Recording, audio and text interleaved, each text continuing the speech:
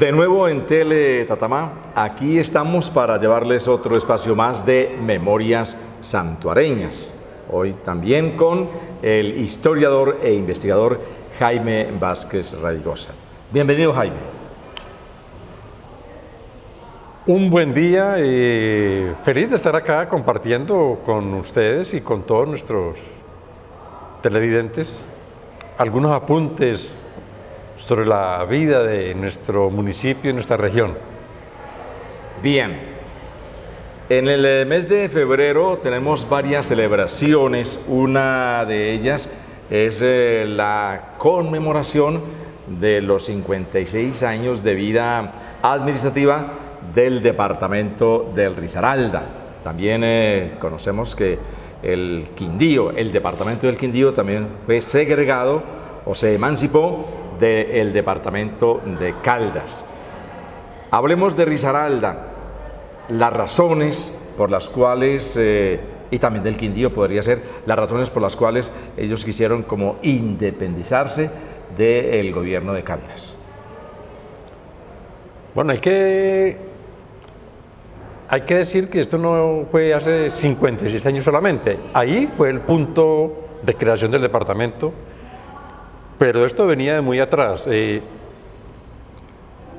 Cuando se quiso dividir la República de Colombia en varios departamentos para poder administrarla y poder, hacer territorios más eficientes, en 1895 Rafael Uribe Uribe, representante de la Cámara, propuso crear un departamento intermedio entre Antioquia y Cauca para evitar las confrontaciones entre liberales y conservadores, que este era un punto de choque permanente entre las dos provincias. A él no le pararon bolas, pero vieron que era una necesidad sentida, separar a los dos departamentos con un departamento intermedio. Viene la guerra a los 1000 días y Panamá, que estaba también en la mira separatista, Panamá deseaba o separarse o unirse a Ecuador. Entonces, con la separación de Panamá, se pusieron alerta con las demás provincias y crearon el departamento de Manizales.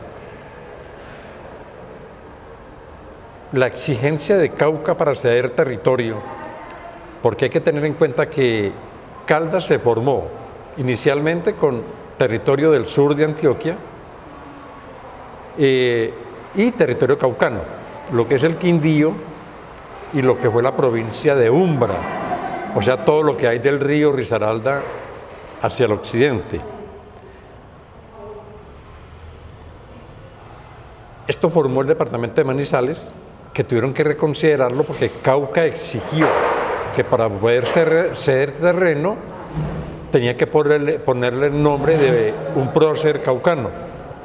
Entonces le cambiaron el nombre de Manizales por Caldas, por Francisco José de Caldas, que es caucano, payanés.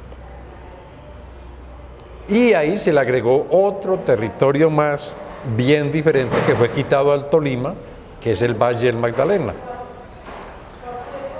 Entonces Caldas quedó armado con una colcha de retazos mal hecha, porque la parte de Dorada, esa parte que le quitaron al Tolima, no compaginaba con la cultura cordillerana. Pero Manizales necesitaba una salida al río Magdalena, que era la arteria fluvial de Colombia.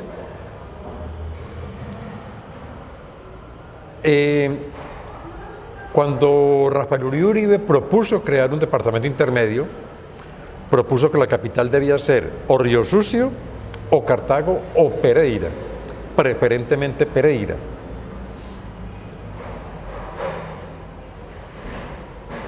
Con la creación de Caldas,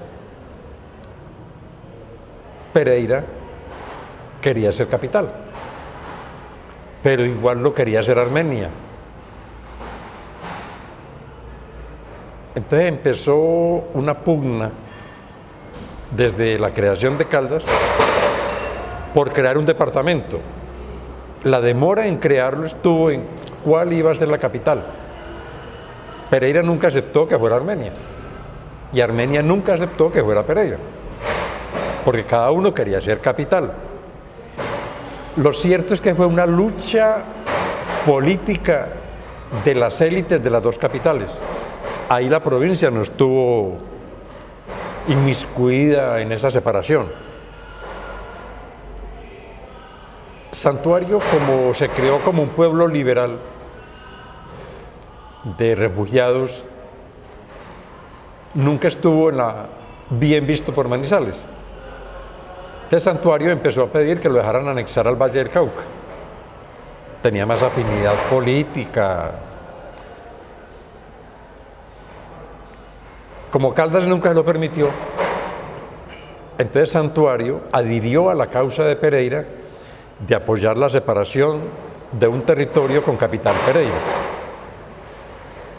pero más por conveniencia política que por otra cosa. Y en ese orden de ideas, desde 1915 empezó la lucha separatista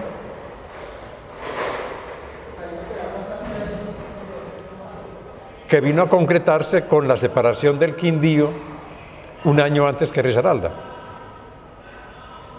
lo cual, pues, lógicamente cogió de sorpresa a la dirigencia de Pereira y rápidamente presentaron el proyecto pidiendo la separación de Risaralda, lógicamente negociada con el candidato y ya presidente Carlos Lleras Restrepo, y es así como se logró crear el departamento de Risaralda una vez se separó el Quindío. ¿Cuál era el problema que tenía que ser primero Quindío? Que el departamento de Pereira atravesaba el departamento de Caldas de lado a lado, quedando el Quindío al sur y Caldas al norte. Si usted mira el mapa de Pereira, cruzaba a Caldas separando la olla del Quindío del resto. Entonces Pereira no podía buscar separarse si el Quindío no se había separado. Una vez separado el Quindío, ahí sí Pereira pudo ser capital de un departamento, pero como digo, fue una causa totalmente política de la élite pereirana. Entonces, los habitantes de los municipios que querían separarse de Caldas se dividieron, algunos a favor y otros en contra de la separación. En los municipios surgieron juntas pro Caldas y juntas pro Risaralda, en muchos de ellos con graves enfrentamientos entre sí, amenazas, agresiones, insultos. Bueno, eso generó problemas de seguridad en regiones, pero la verdad es que crearon comités que defendían cada causa y algunos ciudadanos se cargaron a una o a otra. Yo no sé hasta dónde el conocimiento de fondo o por simple afecto, pero a la final fueron los consejos municipales los que definieron a dónde querían pertenecer. Y Risaralda quedó con 13 municipios de más de 20 que se había propuesto inicialmente, pero los consejos no aprobaron pertenecer al nuevo departamento. Luego surge el municipio de Dos Quebradas, ya dentro del departamento de Risaralda. Este departamento, entonces la definición de Risaralda viene de Emilio Risaralde. ¿Quién fue este personaje? Bueno, inicialmente el río Risaralda tenía los nombres de los pueblos indígenas por donde pasaba.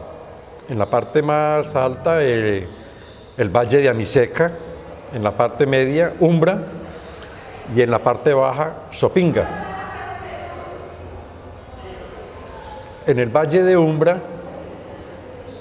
un español, Emilio de Risaralde, monta un cultivo de caña y criadero de ganado, mulares, caña para fabricar ron. Y entonces ese pedacito ahí empieza a llamarse Valle de Risaralde. Luego viajeros, documentos van extendiendo el nombre, porque el río, como le digo, tenía diferentes nombres, depende por el sitio donde pasara. Entonces va perdiendo el Sopinga de la parte más baja, se pierde primero que todo la Miseca de la parte alta y queda el Umbra, donde está Belén de Umbría, Guática y toda esa zona, fue el que más duró. Pero a la final el nombre de Risaralde coge todo el río. Y ya por fonética pierde la Z y queda con S, y pierde la E y queda Risaralda. Ya como a partir de 1885 empiezan a aparecer predios en el valle del río Risaralda. O sea que ya a partir de ahí empieza, ya el nombre está totalmente oficializado y aparece en documentos. Los municipios como Río Sucio, Anserma Viejo, otro como el municipio de Risaralda, Viterbo y Belalcázar, ¿por qué no quedaron incluidos en el departamento de Risaralda? Como le digo, Manizales le hizo mucho lobby a esos comités pro Caldas, les gastó plata. La Junta Separatista no tenía recursos, entonces no le gastó plata a los comités pro Risaralda. En esos municipios ganó el lobby que hizo Caldas, y los consejos y los concejales optaron por apoyar pertenecer a Manizales, a Caldas. El departamento de Risaralda se considera un departamento joven. Demasiado. Es un departamento demasiado joven que le sacó partido a la separación en su momento, llevando infraestructura que Caldas no se había preocupado mucho por llevar a los municipios, mejorando mucho la parte de educación, salud y otros servicios. Se benefició bastante. Y es un departamento que, aunque en este momento necesita integrarse con los departamentos vecinos, tiene unas alianzas muy buenas con Antioquia, con el mismo Caldas, aunque con Caldas pues yo no creo tanto en esas alianzas, pero son de conveniencia. El Quindío sí lo necesita. Norte del Valle, Risaralda es un departamento que puede tener un buen futuro si tiene buena administración. ¿Cuál es el problema de Risaralda? Risaralda viene sufriendo lo que sufrió en su momento Caldas, que fue el motivo de la separación, la centralización de todo. Pereira viene centralizando todo, el poder económico, político, toda la toma de decisiones está en Pereira. Y los municipios vienen perdiendo presencia en el ámbito departamental. Los ciudadanos de Risaralda no son risaraldenses, no se identifican como risaraldenses, no hay una identidad de departamento, porque Pereira ha absorbido al departamento. Y ese es un problema grave. Si usted mira, los del Valle son vallunos, indistintamente sean de Cartago, de Palmira, de Cali, donde sean. Los antioqueños son antioqueños y tienen un hilo que los une. Risaralda no. Quinchía es Quinchía, pero no son risaraldenses. No hay un hilo conductor en el departamento que genere identidad. Y usted mira el aspecto cultural y todo se mueve en Pereira Dos Quebradas, Santa Rosa. Todo lo que usted mire está en el área metropolitana. Entonces es muy difícil la cohesión de un departamento en donde el 85% de la población está centralizada en el área metropolitana. Hay algunos municipios del departamento del Valle y de Caldas, lógicamente, que en la actualidad como que quieren adherirse, unirse, pertenecer al departamento de Risaralda. ¿Qué se dice al respecto? Pues siempre ha habido esa discusión de por qué Viterbo no perteneció a Risaralda, Belalcázar, Cartago, pero como le digo, fueron decisiones políticas en su momento. Los concejales se dejaron convencer de apoyar X o Y causa. Y yo creo que en este momento es muy difícil que se vaya a dar un reordenamiento político en Colombia por intereses creados. Es muy difícil. Lo cierto es que en Colombia los departamentos están mal estructurados, en su mayoría. Son poquitos donde hay una identidad y digamos que se puede, desde centros de poder, ejercer una debida administración. Hay departamentos que la mayoría están mal repartidos, por conveniencias políticas, pero la realidad colombiana es esa. Y yo no creo que va a cambiar. La UNESCO declaró Patrimonio de la Humanidad el paisaje cultural cafetero, al cual pertenece el departamento de Risaralda. Este departamento sí ha aprovechado este título, esta denominación que le han dado. Esa propuesta empezó en Salamina. Declarar a Salamina, o declarar o no, declararon a Salamina patrimonio, pueblo patrimonio. Primero el propio Salamina, después en Caldas, y lo quisieron que incluir Patrimonio de la Humanidad de la UNESCO. La UNESCO propuso ampliar el área, porque un solo municipio no era representativo. Y después de muchos estudios y demás, hay que anotar que fueron estudios hechos por las universidades, el sector académico de Tolima, Caldas, Risaralda, Quindío y Valle, de incluir un área para proponer como patrimonio. Entonces la propuesta no fue interés ciudadana, sino de la academia. La Federación de Cafeteros interesada, como lógicamente paisaje cultural cafetero y como entidad cafetera, se vinculó fuertemente a esta propuesta, y entre la academia, las gobernaciones y la federación sacaron adelante el proyecto, y la UNESCO lo incluyó en el 2011. Ahí quedaron la mayoría de pueblos de Risaralda. La verdad es que yo veo que la ciudadanía no se ha apersonado de esa declaratoria. Eso se quedó en la academia. Eso se quedó en un cuento económico de la federación y del ambiente turístico, para darle nombre a unos productos turísticos y a unos servicios también.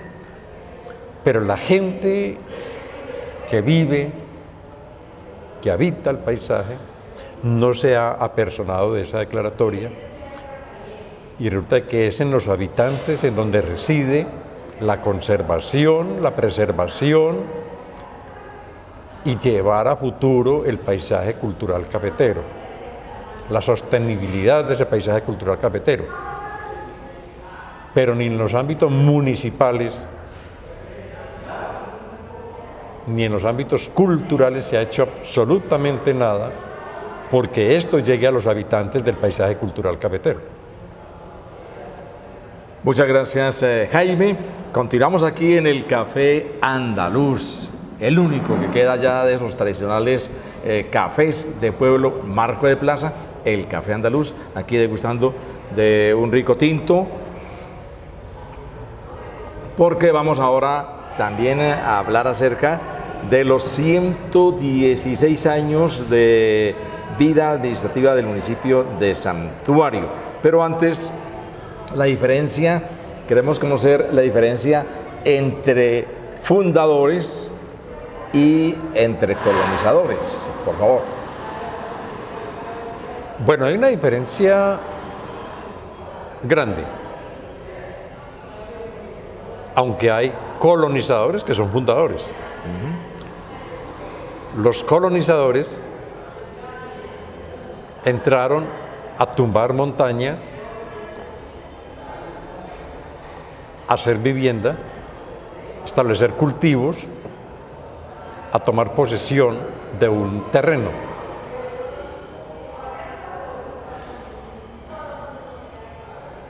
La mayoría venían huyendo de las guerras entre Antioquia y Cauca, la inseguridad que eso generaba, el sectarismo político que un gobierno u otro imponía en la región en donde estaba mandando. Entonces, quienes no comulgaban con esa ideología eran estigmatizados, señalados, huían, y esos que llegaron a establecer vivienda, cultivos, buscando un poco de tranquilidad y de dónde vivir tranquilos con su familia, eran colonos. Con el tiempo, esos grupos de colonos vieron la necesidad de tener un centro económico, una escuela, una capilla. Entonces pensaron en hacer caseríos. Esos ya son fundadores, que empiezan a establecer poblados. Muchos poblados surgen espontáneamente porque a lo largo de los caminos, por lo general los colonos se establecen en lugares apartados. Esos largos caminos implican intermedios de descanso que son las fondas, en donde personas, comerciantes, llevan provisiones que necesitan los colonos y se las ponen más cerca de la vivienda de ellos. Alrededor de esas fondas aparecen muchos poblados, porque empieza a hacer rancho alguien enseguida y se van formando poblados al lado del camino. Como surgió Dos Quebradas, por ejemplo, que al lado de la vía empezaron a hacer casas y fue un poblado separado por una carretera, que luego, cuando se dieron cuenta, era una ciudad sin vías, sin orden. Pero Alonso era una fonda y al lado y lado empezaron a hacer casitas, hasta que en el año 47 se hizo la capilla, pero ya estaba el poblado. Igual la Celia era una fonda, y al lado de la fonda surgió el caserío Barcelona. En el Rey, otra fonda, en la salida a Cartago, el Alto del Rey, y allí surgió Balboa. Entonces, ya ahí son los fundadores. A veces es difícil distinguir entre colono y fundador, pero el colono fundador busca establecer un centro de comercio, de viviendas, de servicios, en donde el poblado más cercano le queda muy lejos. Ya conocimos la diferencia entre fundador y colonizador. Ahora vamos con las fechas de la gran mayoría de municipios de Colombia, concretamente los del Gran Caldas, que tienen como dos fechas Entonces la gente a veces se pone como dudosa a quién creer y todas las cuestiones y presentar los interrogantes acerca de la verdadera fundación de Santuario, la verdadera fundación de Santuario. Entonces la vamos a tener esta fecha con Jaime Vázquez. Bueno, volvamos que ya el territorio de Santuario, el primer colono Julián Ortiz,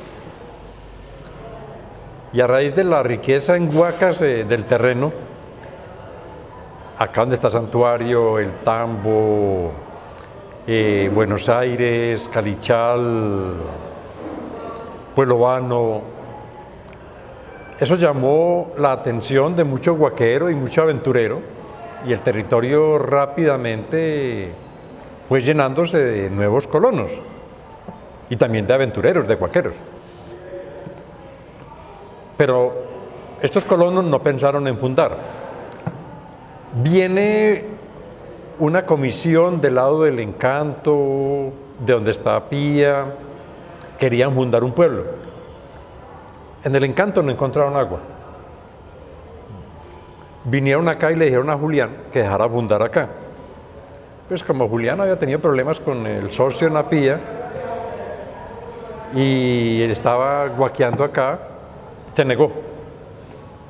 Pueblo Vano no tenía agua. Dicen que de mala gana se devolvieron y fundaron en la Pía. Como no, la gente no quería, entonces no pudieron vender los solares, tuvieron que regalarlos y salieron a promocionarlos con los colonos que habían en los alrededores y le regalaron solares para hacer crecer a Pía, pero lo fundaron. 3 años más tarde, esto fue en 1883 lo de Apía, 3 años más tarde, en diciembre de 1885, un grupo de combatientes que cuidaban la plaza de Río Sucio, en las montañas de Río Sucio, derrotados, pensando para dónde huir, que no los cogieran presos, pero el territorio colombiano estaba todo en manos del conservatismo. Y ellos eran liberales radicales. ¿Para dónde? Entonces pensaron en venirse a este lugar que muchos conocían ya, venir y fundar.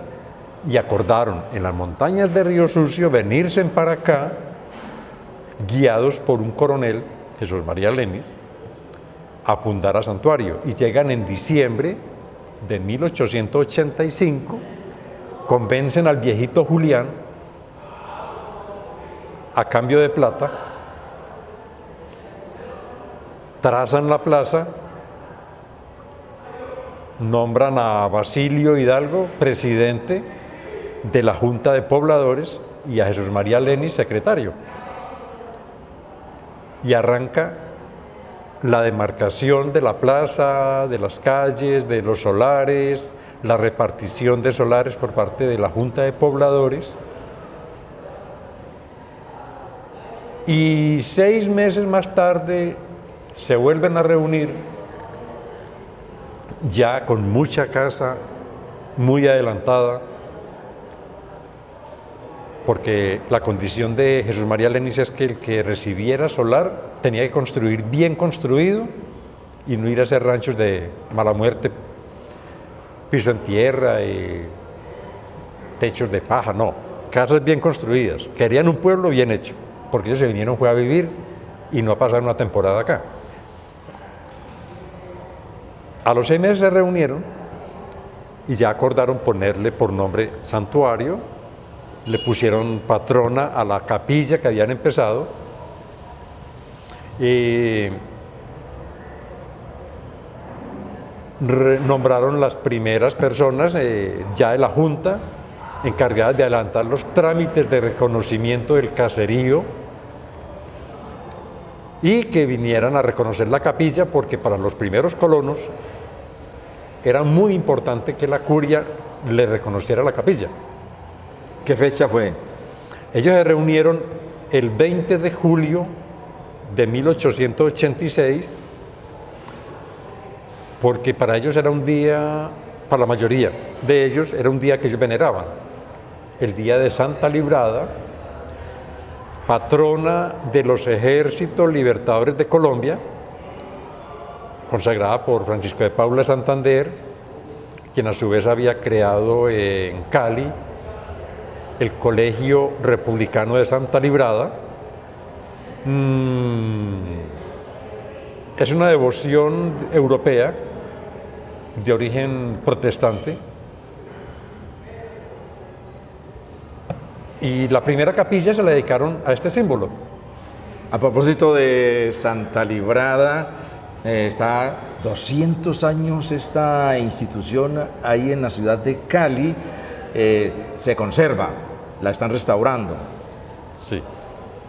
Está, El Colegio Republicano de Santa Librada. eso, fundado por Francisco de Paula Santander. Fundado por Francisco de Paula Santander.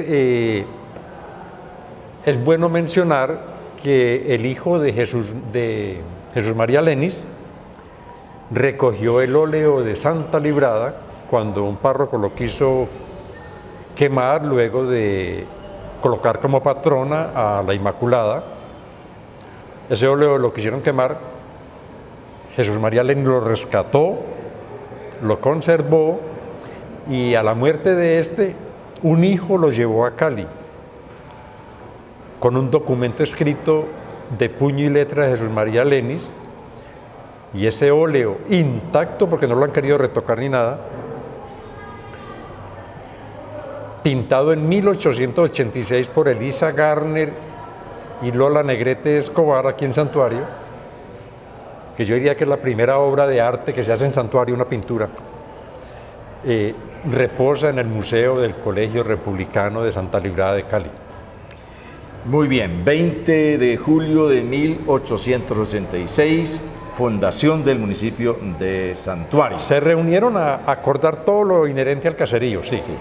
Y esta otra fecha que celebramos hace poco, el 1 de febrero de 1907, la vida administrativa de Santuario, esa es la que estamos celebrando en el mes de febrero. Sí, estos colonos hacen el caserío y empiezan la lucha porque sea reconocido como municipio. Le mandan un oficio al presidente de la República, que yo lo he publicado en mis libros, en 1889, pidiendo que reconozcan el caserío de Santuario como distrito municipal. Ellos ya han tocado puertas en el Cauca, en otras partes, y no. Igualmente le mandan un oficio al obispo de Popayán pidiendo que reconozcan la capilla como templo, que lo consagren. Y el obispo de Popayán, en 1892, le pide al vicario de Río Sucio que mande a un sacerdote a bendecir la capilla. Y mandan al padre Tirado, Nicolás Tirado, y bendice la capilla, que antes no había querido venir, pues porque estaba dedicada a un símbolo no católico, pero bueno, al fin y al cabo es bendecida. Y en 1901 logran que la capilla sea ascendida a viceparroquia. Es bueno notar que ya para esa fecha Santuario tiene la mitad del Consejo Municipal de Apía. El corregimiento de Santuario tiene la mitad de los concejales de Apía. Entonces, desde adentro logran impulsar el visto bueno para la creación del municipio de Santuario, a lo cual las autoridades de Apía se niegan. Después de la Guerra de los 1000 días, sucede un hecho que marca la historia en dos, entre Santuario y Apía. Y es que Apía, como cabecera municipal, le pide al gobierno que mande tropas conservadoras para cuidar a los rebeldes de Santuario. Y mandan 200 soldados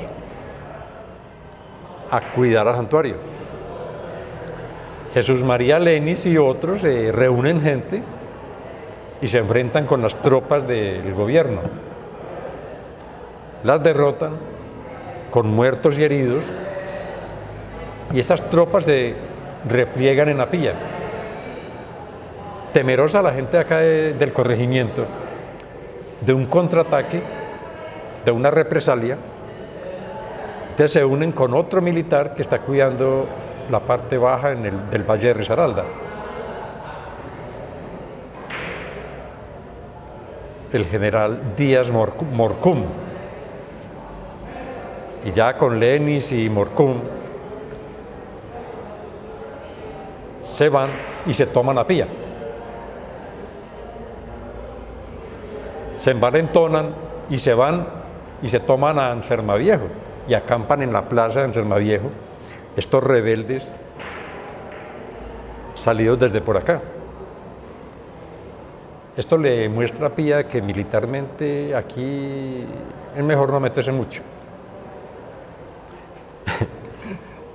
Con la creación del departamento de Caldas, el gobernador le pide al Consejo de Apilla emitir un concepto sobre el caserío de Santuario. Y el concepto no puede ser otro y no merece ser municipio, porque no había por dónde negarlo.